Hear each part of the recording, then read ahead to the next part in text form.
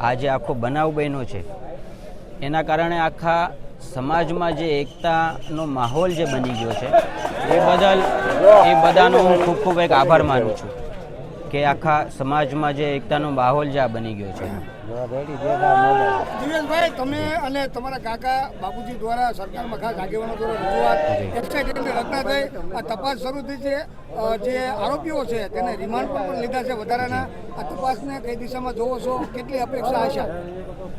આ ગુજરાતની ભાજપની સરકાર છે અને અમે જ્યારે આ મૌરી મંડળ નવનીતભાઈ વતી જ્યારે આ રજૂઆત કરવા સરકાર સમક્ષ ગયા હતા, સીએમ સાહેબ ખૂબ પોઝિટિવ હતા અને સાહેબે 2 જ કલાકના અંદર એસઆઈટીની તપાસ આપી દીધી અને એના પછીના સતત એ તમામ જે બાહોશ અધિકારીઓ છે એની તપાસને આગળ ધપાવી રહ્યા છે અને અમે એ તપાસથી સંતોષ છીએ. આજે તો મૂળ એવું હતું કે પુરુષોત્તમભાઈની નાદુરસ્ત તબિયત અને એમની પોતાની એક એવી જીદ હતી કે મારે બગદાણા જવું છે નવનીતભાઈ પાસે, પણ આપ સૌ જાણો છો એમની તબિયતના હિસાબે એ નહોતા હાજર રહી શક્યા, એટલે એના પ્રતિનિધિ તરીકે મને આજે એમને મોકલાવ્યો છે. સમાજના તમામ આ આખા પંથકના અને બધા સમાજના સંગઠનોના બધા આગેવાનો અહીંયા હાજરિયા છે. કોરી સેના છે, અખિલ ભારતીય કોરી સમાજ છે, માનદાતા છે, આ બધા સંગઠનોના પ્રમુખોય મારી સાથે અહીંયા હાજરિયા છે. સમાજના મુખ્ય પ્રમુખોય આજુબાજુના ગામથી બધા સરપંચો પધાર્યા છે.